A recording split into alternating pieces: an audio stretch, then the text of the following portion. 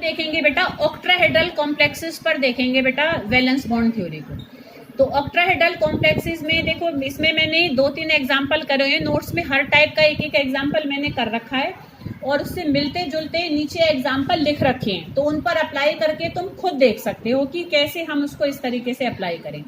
तो सबसे पहला मैं जो कॉम्प्लेक्स ले रही हूँ, अच्छा तुम्हें जब पेपर में गिवन होगा बेटा तो वो नहीं बताएगा कि ऑक्ट्राहेड्रल है कि टेट्राहेड्रल है कि स्क्वायर प्लेनर है, पहचान लोगे तुम देखते ही।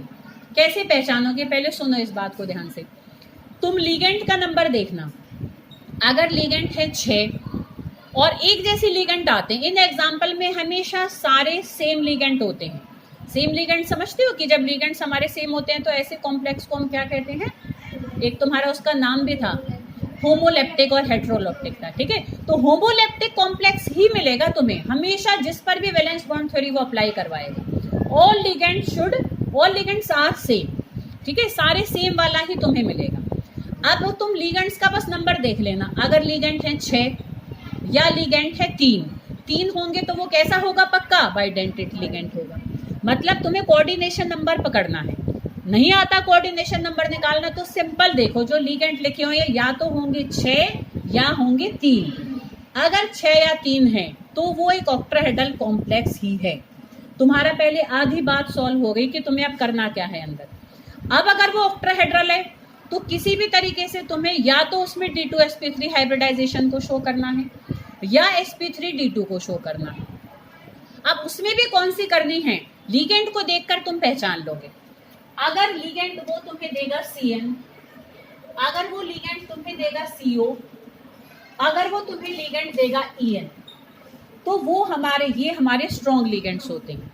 हम अगर ये लिगेंड हैं तो पक्का तुम्हारा जो बनेगा वो D2sp3 हाइब्रिडाइजेशन ही आएगी। कौन सी हाइब्रिडाइजेशन आएगी, अब बस तुम्हें अप्लाई करके दिखाना है, कुछ नहीं करना। और उसको भी ये सिंपल बनाता है, वो तुम्हें जब कॉम्प्लेक्स देगा ना तो वो तुम्हें बताएगा how can you say that it is a inner orbital complex. बता दिया, आंसर तो बता दिया उसने तुम्हें, वो बता रहा है कि ये इनर ऑर्बिटल कॉम्प्लेक्स है। इनर ऑर्बिटल होते ही तुम्हें क्लियर हो जाना चाहिए, इसमें तुम्हें सिर्फ और सिर्फ D2sp3 हाइब्रिडाइजेशन ही शो करनी है। बस तुम्हें एटॉमिक नंबर सही पता हो, तुम्हें उसका कॉन्फ़िगरेशन सही निकालना आता हो, तुम्हें ऑक्सीडेशन नंबर सही निकालना आता हो।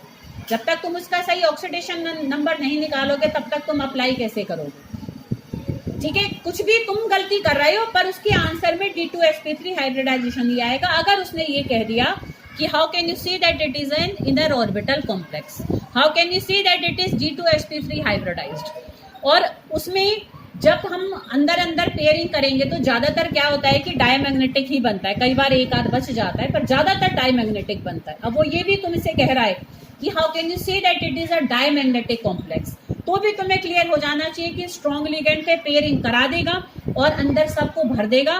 कोई अनपेयर तुम्हें अब शो ही नहीं करना, बता रहा है वो तुम्हें कि अनपेयर आएगा ही नहीं, वो कह रहा है कि बस इसको शो करो that how can you say that it is a diamagnetic complex. अरे बेटा बात समझ में, तो क्वेश्चन में ही आंसर आ जाएगा उसमें।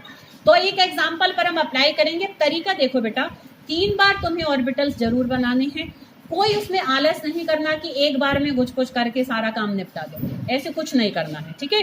3 बार उसको हमें ड्रॉ करना है। जैसे अब मैं एक एग्जाम्पल ले रही हूँ, जैसे वो तुमसे ये कहेगा कि FeCN6 whole 3 negative, that how can you say that it is an inner orbital complex, ये क्वेश्चन में उसने पूछा।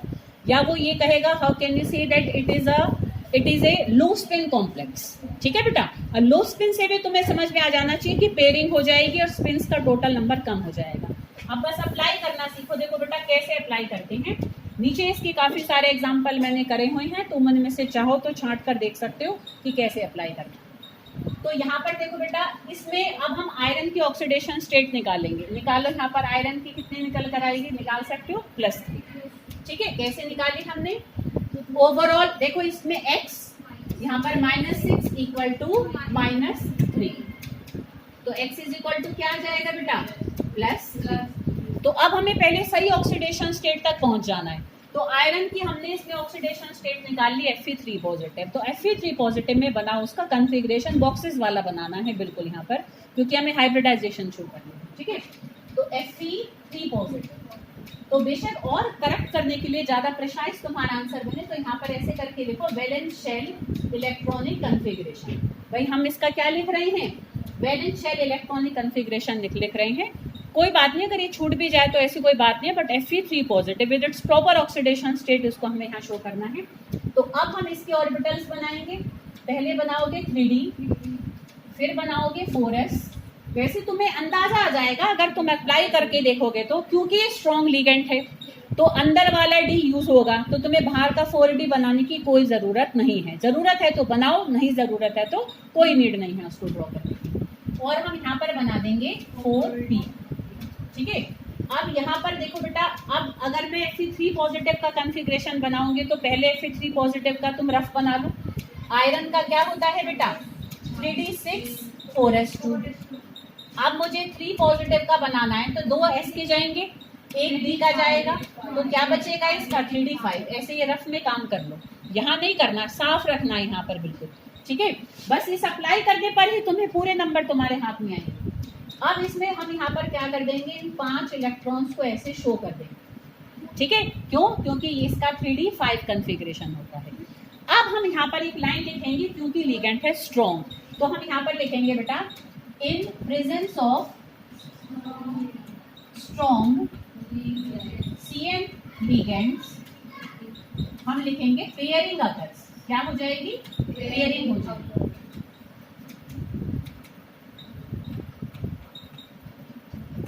ठीक है, पेयरिंग होगी। अब हम उस पेयरिंग को शो करके फिर से दिखाएंगे। तो एक बार और हम ड्रॉ करेंगे, फिर से Fe3 पॉजिटिव को बनाओगे बेटा, और अब हम वो पेयरिंग करके यहाँ पर दिखाएंगे। ठीक है, 1 2 3 और इनको हम ऐसे पेयरिंग कर देंगे। ठीक है बेटा, नीचे लिखना है हर बार ये 3D, ये 4s और ये 4p। समझ में आ रही बेटा बात। फिर इसके बाद हम यहाँ पर इनको लेंगे, यहाँ जगह नहीं बची है तो तुम ऐसे करके देखो, ये सारे ले लोगे और इसके नीचे लिखना जो लाइन में यहाँ लिख रही हूँ कि हम क्या लिखेंगे, अंडरगो D2sp3 हाइब्रिडाइजेशन। ठीक है, जो हाइब्रिडाइजेशन ये शो करेंगे हम उसका नाम यहाँ पर अच्छे से शो करेंगे, अंडरगो D2sp3 हाइब्रिडाइजेशन। ठीक है, फिर एक बार हम और बनाएंगे तो उसको मैं ऊपर यहाँ पर शो कर देती हूँ। तो फिर अब जब हम बनाएंगे तो लोन पेयर्स को भी शो करेंगे, तो हम पूरे कॉम्प्लेक्स को यहाँ पर बनाएंगे कि पूरे कॉम्प्लेक्स में जब इसने अपने क्या दे दिए, इसने यहाँ पर 3+ है ना, नहीं माइनस, हाँ माइनस। ठीक है, तो ये जब लोन पेयर भी दे देगा तो हमारे ऑर्बिटल किस तरीके से नजर आएंगे उसको हम एक बार और शो करेंगे। बस ये शो करना ही तुम्हें नंबर दिलाएगा। ये 3 बार प्रॉपर तरीके से बनाओगे तो यहाँ नंबर मिल जाएंगे। देखो बेटा, ठीक है, 4s और यहाँ पर है ये हमारा 4p। ठीक है, अब ये हम यहाँ पर इन इलेक्ट्रॉन्स को शो करेंगे। अब लोन पेयर को ना देखो बेटा, 2 तरीके हैं शो करने के, या तुम ऐसे क्रॉस दिखा दो, 1 2 3 4 5 6 लोन पेयर आएंगे ना, या कई बार ऐसे भी शो कर देते हैं। देखो यहाँ बना के दिखा दी, ऐसे डॉटेड डॉटेड हम ऐसे 2 इलेक्ट्रॉन्स को ऐसे दिखा देते, जैसे तुम्हारा मन करे। बस उस बात को यहाँ पर लिख देना। कैसे लिखोगे, यहाँ पर ये लिख देना, lone pair given by CN negative. ठीक है, कि जो भी लिगेंड है उसको हम शो करेंगे। इस तरीके से हमें कुछ भी पूछे वो क्वेश्चन में, मैग्नेटिज्म पूछ रहा है, शेप पूछ रहा है, हाइब्रिडाइजेशन पूछ रहा है, स्पिन का बारे में पूछ रहा है, कुछ भी पूछ रहा है, ये तो हर बार करना ही करना है अगर हमें वैलेंस बॉन्ड थ्योरी से आंसर करना है। ठीक है, अब मैंने देखो हर कॉम्प्लेक्स के नीचे ना सारी उसकी एक्सप्लेनेशन में प्रॉपर्टीज लिखी हुई हैं, तो तुम्हें ये सारे पॉइंट्स को याद करने की बिल्कुल भी जरूरत नहीं है। मैं तो एक बार में तुम्हें डिटेल दूंगी, तुम्हें according to the question answer करना है। वो तुमसे खाली पूछेगा शेप, सिर्फ शेप वाला पॉइंट लिखोगे। वो तुमसे पूछेगा मैग्नेटिज्म, तो खाली ये बताना है पैरामैग्नेटिक है कि डायमैग्नेटिक है। हाइब्रिडाइजेशन पूछेगा तो खाली हाइब्रिडाइजेशन लिखनी है। ठीक है, तो ये इसके बाद मैंने दूसरा एक एग्जाम्पल करा हुआ है वीक लिगेंड का, जहां पर पेयरिंग नहीं हो रही है। फिर उसके बाद मैंने नीचे यहाँ बहुत सारे एग्जाम्पल दे रखे हैं, कुछ स्ट्रॉन्ग के और कुछ वीक के। अप्लाई कर करके देखना है। ठीक है, असाइनमेंट की कॉपी अपनी ले लो और इसमें से जो 2-3 स्ट्रॉन्ग वाले और 3 वीक वाले अप्लाई करके यहाँ रख दोगे। कल से मुझे जो कॉपी यहाँ रखी मिलेगी मैं छुट्टी के टाइम ले जाऊंगी, जो काम कर देगा उसको मैं चेक कर दूंगी, पढ़ने वाले के लिए खूब जगह है, और जिनको नहीं करना उनको मैं कुछ कहूंगी भी नहीं, ठीक है।